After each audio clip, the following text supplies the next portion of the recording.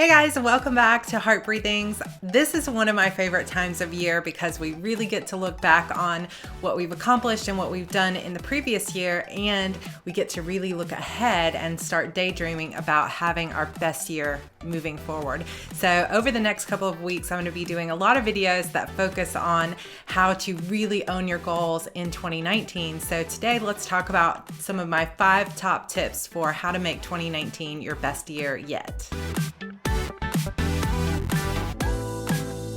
So like I said, this is one of my favorite times of year. I love looking forward to starting fresh, starting a new year. And as many of you know, I plan every 90 days. So I kind of get a fresh start 4 times a year. But this is the big one. This is the one where it's like the brand new year is starting. And so this is really a fun time for me. I really enjoy looking forward to a new year. So let's talk about how to make 2019 your best year. So these are just some of the things that I have found that have helped me to have my very best, most productive year ever this year. So here's what really made the difference for me. Number 1, know where you want to go. Now, I know that when people talk about setting your New Year's resolutions and your goals for the new year, a lot of times what they're talking about is, I'm going to lose 10 pounds, I'm going to write 2 books, and it's focused on the things you're going to do. But what has made a big difference in my life is when a few years ago I shifted from just thinking about the things I was going to accomplish, like a checklist, and really started thinking about where my life was going. What does my ideal vision for my life look like? Because when you make that shift from just what you're going to do this year to what is that long-term vision of your life that you're working toward, made a big difference in the decisions that I made about what I was going to do. Because once I realized what my true vision for my life is and what it is I truly want to accomplish in this very short time I have here on earth, it really made me get super focused and super clear about what types of things were worth my time. Because let's face it, with all of the things that we have to do, all the things that we could do, all the things that people tell us we should be doing, all of the things that are just so many opportunities in our lives, not to mention the responsibilities that we have, it is very difficult sometimes to figure out what's the most important thing to spend our time on. But if you want to have your best year coming up, you need to be very deliberate about where you spend your time. So we're going to talk about this quite a bit in these tips because it's one of the most important things in my opinion. Once you stop just saying, okay, I'm going to make a laundry list of all the things I want to accomplish this year, and instead you turn around and you make a vision board, or you really start looking at what do I want my ideal life to look like? What really matters to me? And I will just throw in here that this is different from what do other people expect my life to look like, and what is going to validate my life in terms of how other people see me. This was something, it may be something you don't have a problem with, but it was something I had a major problem with and didn't even realize it. I was often setting my own goals based on how I wanted other people to see me, also based on what expectations other people placed on me. And when I shifted to what do I truly want? What do I want my life to look like? What do I want to feel like? Like a big book for me in this turning point was The Desire Map by Danielle Laporte, because I really started looking at what do I want to feel like on a daily basis. When I got really clear about my own ideal vision for my life, it began to be very clear what types of things I wanted to do to help move me forward toward that. So having this vision for your life and knowing where it is you want to go, not just, oh, I want to do XYZ, but why am I going to write 2 books this year? What do I really want? Do I want to be a full-time writer? What does success look like to me? Do I want to keep my day job that I love, but write a few books a year? Do I want to be able to write multiple genres and not really worry too much about money and making a lot of money? Or do I want to give this 100% chance and put my best foot forward so that I can be a full-time writer? The answer is going to be different for everybody watching this video, because some of you may just be writing for fun. Some of you may be writing specifically because you want to get out of a soul-sucking job that you hate, or you may be trying to support your family, or you may currently be supporting your family and want to buy a house on the marsh someday. That might be my dream. But really, when you, as an individual, look at what it is your vision for your life is, you begin to really start focusing in on what's going to move you toward that. And that is one of the best things that you can do for yourself, is really ask yourself those tough questions about not just what do you want to do, but who do you want to be? So my number 2 tip to having the best year ever is to be realistic. So I think that one of the things that we really tend to do when we start setting these goals for our next year and we start looking ahead to how much we want to get done in 2019, we start to put way too much on our plate and we way overestimate what we're going to be able to do. And then it gets to be like February and suddenly we are way behind on our goals. Like for me, something I used to do is I would print out go to Google Calendar and I would print out a blank calendar and I would spend, a week in December writing out all of my release dates for the upcoming year. But I wanted to accomplish so much that I wasn't being realistic. I just wanted to be able to put that many books out. So I would plan like 6 books a year, thinking I'm going to write, 4,000 words a day every single day, and not really being realistic about the vacations that we're going to take, how many sick days my son tends to have or I tend to have, not thinking about how seasonal allergies affect my family or our normal routines, not really even taking into consideration the fact that when I finish a book, I always need a couple of weeks off. I was not being realistic about any of that stuff. I would just write out these ridiculous release schedules. And then it would get to be like January 12th and I was already like a month behind on my goals.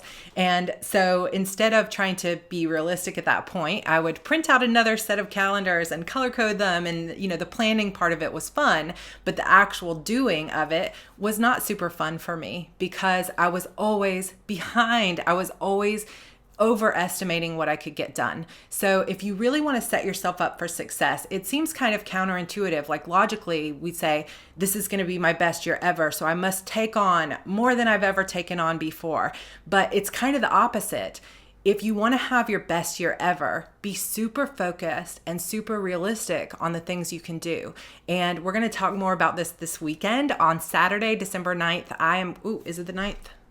Saturday, December 8th, I am going to do a live stream here on YouTube sometime probably around 4 p.m. Eastern time. But make sure you're subscribed and hit that notification bell if you want to get an announcement as soon as I go live.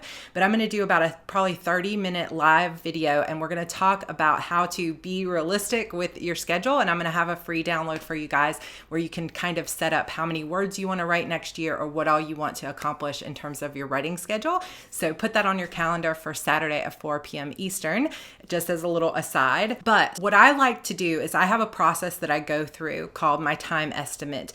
And I mark off all the days that I know I'm going to be away, like RWA conference, whatever conferences I'm going to, anything like my son's school, holidays, and all that kind of stuff. And then I take off like a certain number or an average number of days for sick days and things like that. And then I realistically look at how much time I have. And there's always a piece of my heart that breaks a little bit because I go, oh man, but I really wanted to write those 6 books next year. But if I get realistic about it, then I know that next year I'm not going to be facing the disappointment of being behind and overwhelmed 2 weeks into the year. If you want to have your best year ever, and that includes not just accomplishing more than you've ever done before, but hopefully being more joyful and feeling more in control than you ever have before too, then one of the things I highly recommend you do is be realistic about your time and what you can get done. Focus in on the things that are most important to you and give that 100% rather than focusing on 1,000 things that you can only do a portion of. So getting really realistic about your time is tip number 2. Tip number 3 is to focus on joy, not fear. And I know this is a really hard one because we often feel like, well, I have to be completely in control or I'm never going to get where I want to go. And we don't focus on our mindset. We just focus on what needs to get done as fast as possible. And if you have not been realistic about your schedule, then maybe you are constantly feeling in a state of panic or overwhelmed or burned out all the time. Or you always feel like you're being lazy because you're not motivated to, it's like, you want to finish that book and yet you can't force yourself to come home from work and write it, and the TV is right there, and why not just watch Netflix? Well, that's fear. That's fear talking. You want to finish this book, but there's some part of you that instead of focusing on how much fun this book is and how much you love these characters, you're focused more somewhere even in your subconscious mind on, well, what happens if I finish this book? Does that mean that I have to actually put it out there and people are actually going to read it, and I have to try to make money doing this, and I have to, learn the marketing, and all of this stuff sounds too scary. So instead, I'm just going to say I'm a writer, and then I'm going to binge watch Netflix all night. And this is not a judgment, because I am right there with you. I have, let fear control my life for, the majority of it. And it is crippling because it's insidious. It's like we don't even know or recognize a lot of times that we are making choices based on fear.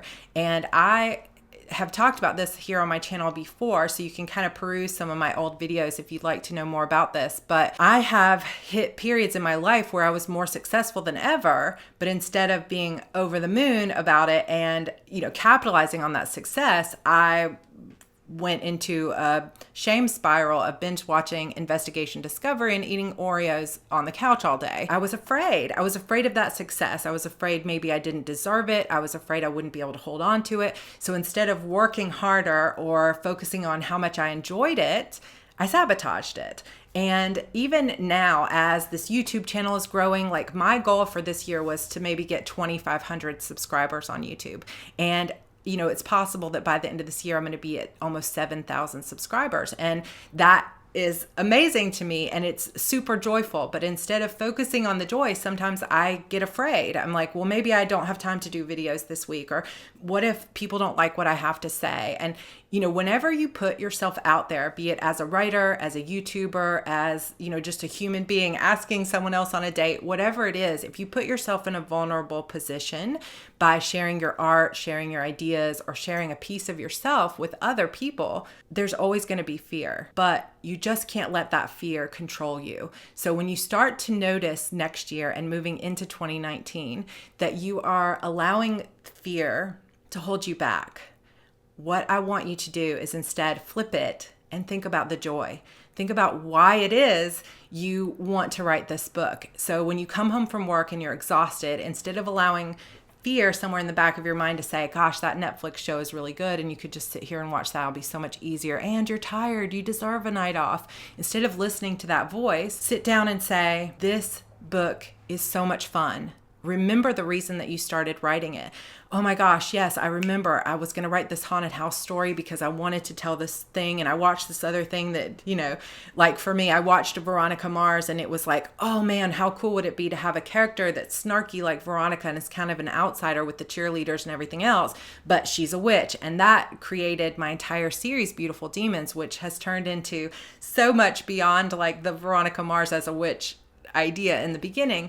But it was that kernel of fun. Like I used to love Christopher Pike when I was little, and when I was a teenager, those were the kinds of books: Christopher Pike, Lois Duncan, R.L. Stein. I loved those kinds of books. And so that was the joy for me of writing Beautiful Demons, was I wanted to kind of revisit what I loved as a teenager about those kind of popularity, haunted house story kind of stories, but I wanted to infuse it with this mystery that she was solving, or like a murder mystery. And when I focused on the joy of that book, the words came quickly. When I focused on the fear of, is anyone going to read it? Am I going to be able to sell it? Am I going to, and I focused on all the things that scared me, I didn't want to write at all. And I still have to remind myself this on a daily basis. So when you start to feel afraid, flip it and think about what makes you happy. Think about what makes you joyful. Think about why you're putting yourself out there in the first place. You can't, as a creator, put your content out there without opening yourself up to fear.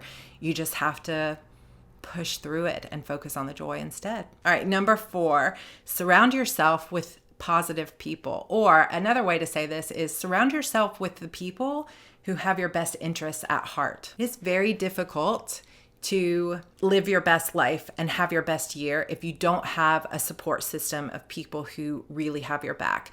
If you are surrounded currently by people who don't believe that you can be a writer, or who put you down and say, oh, look at Sarah, she thinks she's going to be this big deal, good luck. It's not easy to put your creative self out there and to have someone who is constantly bringing you down and telling you it's not possible, you're not good enough, is just, who has time for that? We don't have time for people like that in our lives. So if you can, distance yourself from people who don't seem to have your best interests at heart and surround yourself with a positive support system. I talked about this in my video on not comparing yourself to others too, that if whether someone has good intentions or not, if every time you talk to them you feel triggered to compare yourself or you feel like you're not good enough, distance yourself for a little while from people who make you feel that way, whether they're doing it intentionally or not. And instead, surround yourself with people that make you feel good. Surround yourself with things that inspire you, that motivate you. Listen to music, watch movies, listen to YouTubers that make you feel like you can conquer the world.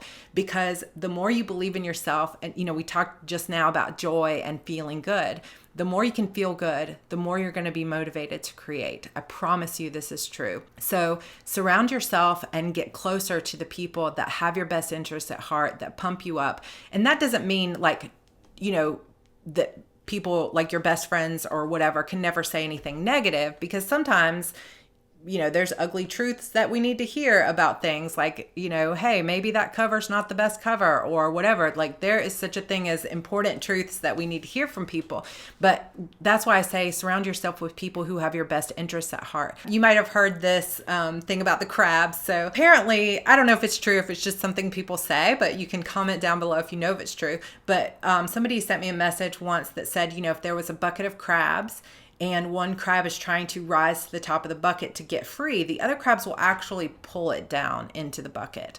And this is the kind of person that you don't want to surround yourself with in 2019. I'm not saying you should surround yourself with only people who agree with you or tell you you're amazing, because sometimes honest feedback is what moves us in the right direction. But what I'm saying is people who aren't going to pull you back down into that bucket when you're trying to rise above. Surround yourself with the type of people that would give you a hand up, that would help you, that have your best interests, that want to see you have your best year, and distance yourself from the people that are going to pull you back down, because we really just don't have time for people like that. And whatever they happen to be going through, let them go through it, be there, support them as much as you can. But surround yourself with people who have your best interests at heart, because having that support system could be the difference between success and failure for you next year. So the final tip number 5, is to be deliberate. And what I mean about that is be intentional about what it is you're doing with your time. So we already talked about, having that ideal vision for your life and being realistic about how much time you have. But one of the most important things you can do to have the best year of your life coming up in 2019 is to really get deliberate about where you're spending your time and what you're doing with your time, because there is so much to do as an indie author. Even if you're not published yet, as just a human being in this world right now where we have digital everything at our fingertips, it is really difficult to manage our time. And I think that what ends up happening to a lot of us is we end up just like going and doing whatever is drawing our attention right now. Sure, we might have planners and we might plan all these great things, but actually following through, or actually thinking about a strategy that's going to take us from point A to point B and following through with it, is one of the most difficult things to do. There's distractions everywhere. We're dealing with fear. We have so many things we're supposed to do. It's very difficult. So one of the best things that you can do for yourself, in my opinion, is to set out that ideal vision for your life. Prioritize what really matters. Take a good long look at what time you really have, like how much you really can get done next year, and then be very deliberate in creating a plan that moves you toward that ideal life. Not just throwing spaghetti at the wall and trying a million things and seeing what sticks, but like focusing on what really makes you happy, talking to the people in your support system. Remember those people that do have your best interests at heart, and coming up with a plan for something that you can do that's going to move you toward your ideal vision for your life. And for me, this is what made all the difference and allowed me to finally, this is the first year of my life that I have sat down, put up a writing schedule, and I have achieved it. I have one final book that I'm trying to write. You can see those teal post-its over in the side, and I want all of those moved down by the end of this year. So I've got less than 30 days to do them. And if you guys want to see a nano update, let me know. But I super colossally failed nano this year. But we won't talk about that right now. But I'm still going to own 2018, and 2019 is going to be even better because I have a deliberate plan and I've been very intentional about where I set my time. And let me tell you guys something. There is so much power in this like highly distractible world we live in knowing what you want and having a clear idea of how you want to get there. Now, there's never any guarantees. We can't say, well, I want to be a movie star, so I'm going to do X, Y, Z in exactly 6 months, I'm going to be there. Or I want to be a New York Times bestseller, so I'm going to get there really fast. Like, I think we're all focused so often in this world on short term and really, really fast. But what I'm encouraging you to do is really look to the long-term vision for your life and just start taking baby steps. You don't have to, like, the best year of your life does not mean that you have to write more than you've ever written and double your income and do all of these things that like sound really flashy. All you need to do is figure out where you want to go and then start moving toward it. Even if it's just little tiny baby steps, even if it's just finishing this first book or coming up with your first real idea. There is just so much power in knowing where it is you want to go and how you want to feel and what your ideal life looks like.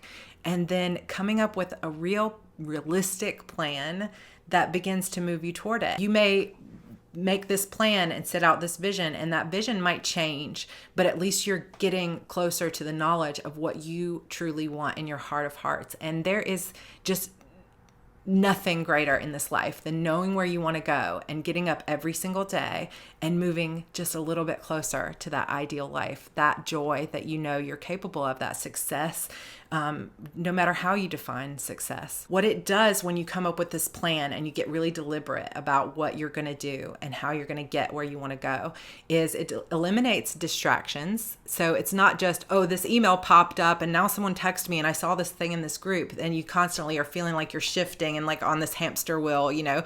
Instead, it eliminates those distractions. Someone says, oh, you know what, you should try this book clickers funnel, whatever. And you go, well, that's just not on my 90-day plan. So I'll add it to my future parking lot and, you know, park that idea and keep working toward your vision and your goals and see where it gets you. And the next 90 days, you can look at that book clickers and say, does this align with my goals or not? But you don't have to be constantly distracted and overwhelmed by everybody piling more and more on your plate. It also frees up your creativity, because instead of constantly feeling like you're hustling and you don't know what you're doing and you feel out of control, which is the biggest thing for me, is like I constantly felt out of control. Instead of doing things very deliberately, I was just doing whatever it felt like it had to be done at the moment. And I always felt behind. I always felt overwhelmed. So I never felt in control. And that is just not a great place to start when you're trying to be a creative person and create worlds out of your brain. So when I started getting really deliberate about what I was going to focus on and freeing myself from all of the other distractions and should do's and that kind of thing, it freed up my brain to be more creative, and it freed up my heart to be more joyful instead of so overwhelmed and panicked all the time. So I really, really want to drive this home, that being, you know, taking that long-term vision of your life, being realistic, surrounding yourself with people that have your best interests at heart, and focusing on the joy of creating rather than the fear of like, what happens if I don't get successful or if I put myself out there, and then creating a plan that helps you move just a little bit closer toward that ideal vision is extremely powerful. And if I can help you get there through this channel or any other means, I absolutely want to do that. So along those terms, if you're interested in these tips and they have resonated with you in any way, then I wanted to let you know that I have a 3-day boot camp. It's called the HB90, Heart Breathing's 90-day HB90 method. And there's a boot camp that lasts for 3 days, and it's coming up in December. So it will officially begin on December 13th, which is a Thursday night, with a live video call with me. And then on the 14th, 15th, and 16th, there will be 3 intensive days of doing exactly what I've just been talking about. looking at your ideal vision for your life, setting a realistic time schedule, prioritizing all of the things that you feel like are on your to-do list, and setting goals that are really going to move you towards your ideal vision for your life, as well as setting up one of these Kanban boards like I have to plan for 90 days. So we're going to be planning out the entire Q1 of 2019 in this boot camp. And registration has actually just opened up, and I would love to have you join me. So if you want to go deeper on this and you want some support and help in planning these kinds of things and really looking toward your future, then I would love to have you join me in the boot camp. The link to join will be down below. The normal price for the boot camp is $149, but I'm giving you guys $30 off right now. So it's $119 if you click on that link down below, or you can put in the coupon 30 off if you don't see the discounted price. And it also comes with a free 90-day planner that I've designed specifically with this system in mind. And it's a printable planner, so you can put it in an A5 binder like this, or you can put it in like a letter size, like a big happy planner or anything like that. So the HB90 planner is $15 over on Etsy, so I'll link that down below. And I know many of you have asked about the Q1 2019 planner, and it has actually gone up over on Etsy, so yay! There's also an undated planner that is one that you could just print over and over. It doesn't have any dates on it, so that's available as well. But if you join the boot camp, you get a free version of the Q1 planner. So I would super love to have you join me if you want to go a little bit deeper in with some of these things that I've talked about today. Also, just so you know, once you purchase the course, you have access to it forever. So even if December is a busy month for you, if you go ahead and purchase it now, then you can watch the videos and go through the course in early January if you'd rather do that. But the course will only be open until the 13th for new registration, and then it won't open up again until sometime next year. So if you want to get a head start on 2019 in this way, I would encourage you to go ahead and sign up. But either way, I really hope that these tips have helped you, because this is something that has really changed my life. Instead of looking at, I want to get 2 books done, and I want to look at this, and I've got to do this newsletter stuff, and just having basically a massive to-do list that I knew I was never going to get through, it has helped me so much to actually deliberately look at my ideal future and start moving toward it in this way. So I hope that these tips have helped you. And over the next few weeks, we're going to talk about all kinds of fun stuff when it comes to planning for 2019, how to write faster, and why I write in Google Docs. And like I said, I can do a why I failed nano video if you guys want to see that, because there are some reasons behind it, some kind of lessons learned. I'm also going to be taking you guys on a complete flip through of my HB90 planner for those of you who want to see what's in it, and showing you my 2019 or my December planner setup in this Webster's Pages. So, and I'm also going to do a video on my notebook collection and some giveaways that I'm going to be doing in 2019 that have to do with notebooks. So lots of fun stuff coming up. If you have any suggestions also about videos you'd like to see in 2019, I'm already working on my content calendar for early 2019. So please comment down below on stuff you'd love to see. I know a lot of you want to see more stuff on marketing, so that is in the works for how to market your books. So that is coming up. But if there's anything specific like social media for authors, any mindset stuff, any planning stuff, please let me know down below in the comments, or shoot me an email, sarah@heartbreathings.com. I will put my email in the description box down below, along with the links to join the boot camp and my planners. So thank you guys so much for supporting this channel. I hope that these tips have resonated with you, and I will see you guys on Saturday, hopefully, if not before, for that live video at 4 p.m. on Saturday. Be sure to subscribe, hit that notification bell, and please like this video if you enjoyed it, and I will see you in my next one. Bye.